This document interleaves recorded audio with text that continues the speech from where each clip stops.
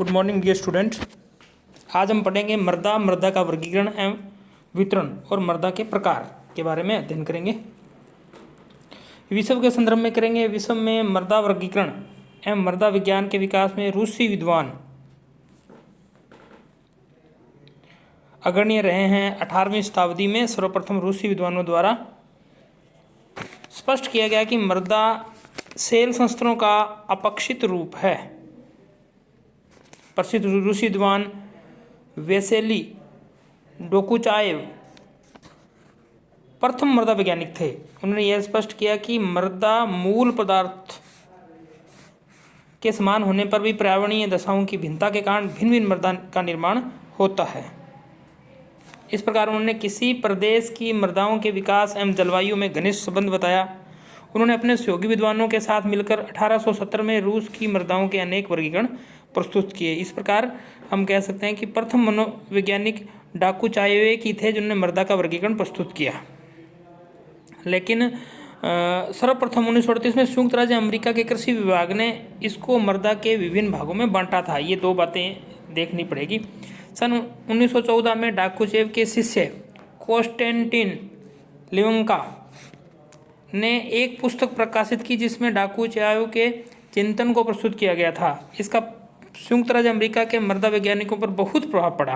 20वीं शताब्दी के चौथे दशक में मारबूथ नामक अमेरिकी मृदा वैज्ञानिक ने विस्तृत क्षेत्रीय अध्ययन के उपरांत प्रथम आनुवांशिक मृदा वर्गीकरण प्रस्तुत किया, जिसे मृदा वर्गीकरण व्यापक तंत्र की योजना के नाम से जाना जाता है। इसमें मारमूथ ने रशियन योजना तथा शब्दावली का उपयोग किया। मारमूथ संयुक्त राज्य अमेरिका के कृषि विभाग में मृदा सर्वेक्षण संस्थान के निदेशक थे। अतः यहाँ तैयार मृदा वर्गीकरण की रूपरेखा सर्वप्रथम 1938 में प्रकाशित हुई। जैसा मैंने बताया, प्रथम मृदा वैज्ञानिक तो डोकुचाएव थे और सर्वप्रथम 1938 में संयुक्त राज्य अमेरिका ने कृषि विभाग ने विस्तृत अध्ययन कर संपूर्ण पृथ्वी पर पाए जाने मृदाओं का वर्गीकरण प्रस्तुत किया था, जिसे 1940 में पुनः संशोधित कर के रूप प्रस्तुत किया गया। मृदा वर्गीकरण की इस योजना का निर्माण संयुक्त राज्य अमेरिका कृषि विभाग द्वारा किया गया। अतः इसे USDA तंत्र, United state development of agriculture भी कहा जाता है। इस योजना में मृदाओं को 3 श्रेणियां बनाई गई थी: कटिबंधीय, अंतरकटिबंधीय तथा अकटिबंधीय मृदा। 1950 के दशक में संयुक्त राज्य अमेरिका संरक्षण सेवा द्वारा मृदा वर्गीकरण का नया प्रयास किया गया तथा सन 1960 तक मृदा वर्गीकरण का 7वां संस्करण प्रस्तुत किया गया, जिसके प्रस्तुत नवीन योजनाओं को व्यापक मृदा वर्गीकरण तंत्र के नाम से जाना जाता है। मृदा वर्गीकरण की योजना को मुख्यतः 7वां अनुमान कहा जाता है।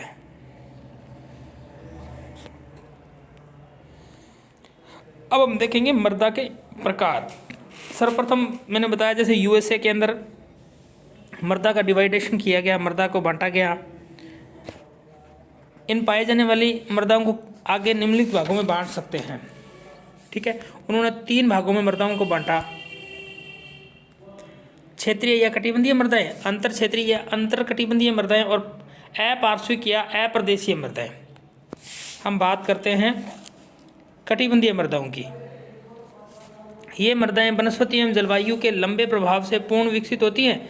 इसमें विश्व की प्रमुख मृदा वर्ग सम्मिलित हैं। इसका वितरण भी जलवायु वनस्पति प्रदेशों के अनुसार ही मिलता है। मूल सेलों के क्षेत्र में विकसित होने के कारण इन मृदाओं का पार्श्व चित्र आदर्श रूप में परिलक्षित होता है। इनका पार्श्व चित्र बनाया जा सकता है।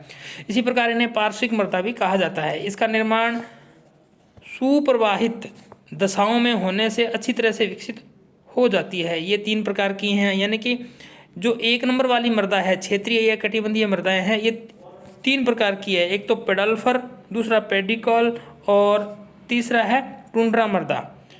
तो पहली बात करते हैं अपने पेडल्फर की। पेडल्फर शब्द अंग्रेजी के 3 समूह से बना है। पैड, एल और फी का मेल है। इसका अभिप्राय पैड का है मृदा, एल का एल्यूमिनियम, फी का लोहांश यानी फेरस होता है। इस मृदा में एल्यूमिनियम में लोहांश की मात्रा अधिक पाई जाती है। ये मृदाएं बहुत अधिक वर्षा वाले क्षेत्रों में मिलती है। यहाँ निक्षालन क्रिया अधिक होती है। ये लेटेराइजेशन, इस निशालन को लेटेराइजेशन कहा जाता है। इस वर्ग में 3 प्रकार की मृदाएं मिलती है। प्रथम है पेडजोल मृदा, जो अलास्का, कनाडा, स्कैंडिनेविया तथा एशिया के उत्तरी भाग में पाई जाती है। इसका निर्माण पेडजोलाइजेशन के नाम से होता है। यह ऐसी क्रिया है जिसमें शीत आर्द्र प्रदेशों में तापमान कम होने पर वृक्षों की पत्तियों के सड़ने गलने के कारण ह्यूमस अम्ल बनते हैं तथा अपक्षलन क्रिया द्वारा लोहा एल्यूमिनियम मृदा के बीज संस्तर में चले जाते हैं तथा मृदा के ऊपरी संस्तर में सिलिका की प्रधानता होती है। परिणामस्वरूप मृदा का रंग भूरा हो जाता है। द्वितीय प्रकार की मृदा है पेडजोलिक मिट्टी। इस जो पेडजोल मिट्टी के दक्षिण में पाई जाती है। यहाँ उत्तरी भाग की अपेक्षा पेडलाइजेशन कम पाया जाता है तथा जीवाणु अधिक सक्रिय होते हैं, अतः इसमें जीवांश पर्याप्त मात्रा में मिलते हैं। तीसरी मृदा लेटेराइट है, जो उष्ण आर्द्र क्षेत्रों में मिलती है जहां लेटेराइजेशन की क्रिया होती है। इस क्रिया में अपक्षलन द्वारा मृदा की ऊपरी सतह से सिलिका एवं जीवाश्म आदि तत्व अपहन द्वारा नीचे जाकर विनिक्षेपण क्रिया द्वारा जम जाते हैं तथा ऊपरी सतह पर केवल लोहा एवं एल्यूमिनियम शेष बच जाते हैं। इस क्रिया से मृदा अनुपयुक्त हो जाती है। यह भूमध्य रेखीय क्षेत्रों में अधिक मिलती है। तो ये एक प्रकार था क्षेत्रीय या उष्णकटिबंधीय मृदाओं की पेडल्फर को अपन आगे 3 भागों में बांट करके इसका अध्ययन किया। अब दूसरे प्रकार की मृदा है पेडोकल मृदा। पेडोकल मृदाओं में कैल्शियम की मात्रा अधिक होती है। ये मृदाएं मुख्य रूप से शुष्क एवं अर्धशुष्क क्षेत्रों में मिलती है। इन क्षेत्रों में वर्षा की अपेक्षा वाष्पीकरण की दर अधिक होती है। फलस्वरूप केशिका वाले क्षेत्रों में विकसित चरनोजम अत्यंत शुष्क क्षेत्रों की मरुस्थलीय तथा इसके मध्य पाए जाने वाली भूरी स्टेप्स मृदाओं को सम्मिलित किया जाता है। और तीसरे प्रकार की मृदा है, यानी कि क्षेत्रीय या कटिबंधीय मृदाओं में तीसरे प्रकार की मृदा है टुंड्रा मृदा। ये शीत प्रदेशों की बहुत कम विकसित मृदाएं होती है। यहाँ जीवाणु की सक्रियता भी कम नहीं होती है तथा ये उपजाऊ नहीं होती है। तीसरे प्रकार की मृदा। अब इसमें देखते हैं क्षेत्रीय कटिबंधीय मृदा का दूसरा भाग है अंत कटिबंधीय मृदाएं। ये मृदाएं यानी कि अपने पढ़ा मृदा 3 प्रकार की यूएस बताई और इन 3 कटिबंधों में क्षेत्रीय या कटिबंधीय मृदा को अपने 3 भागों में पढ़कर अध्ययन किया, पेडल्फर, पेडोकल और टुंड्रा मृदा। अब दूसरे प्रकार की मृदा है अंत क्षेत्रीय या कटिबंधीय मृदा। ये मृदाएं विशेष परिस्थिति में बनती हैं। ये चित्र को दर्शाया गया भी कहाँ कौन सी मृदा पाई जाती है।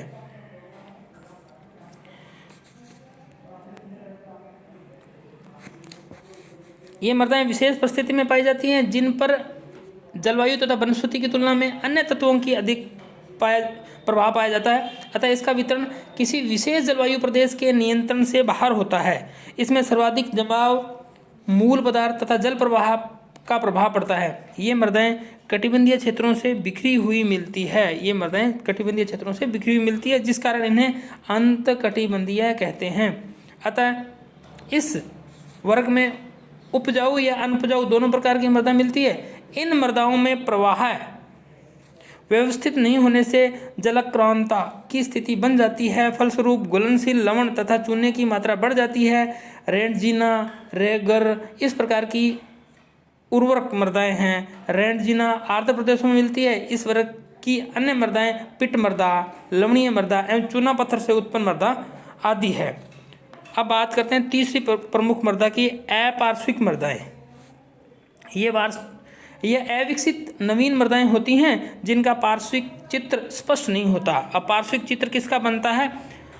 कटिबंधीय मृदाओं का चित्र पार्श्विक बढ़िया बनता है और अपार्श्विक चित्र जो अपार्श्विक मृदा है उनका नहीं बनता। इसका निर्माण नदी, हिमानी, वायु तथा सागरीय लहरें आदि प्राकृतिक कारणों की निक्षेपण क्रिया द्वारा होता है। ये मृदाएं जलवायु उपजाऊ होती हैं। ये जलोढ़ मृदा या रेगोसोल, रेतीली मृदा या हिमानी मृदा, लोयस मृदा, सागरीय मृदा तथा पर्वतीय मृदा इसी की वर्ग की मृदाएं हैं। इन मृदाओं में प्रतिवर्ष नवीन पदार्थ का जमाव और निक्षेपण होता है, इससे इनका नवीनीकरण होता है। इसी प्रकार इसका पार्श्विक चित्र नहीं लिया जा सकता।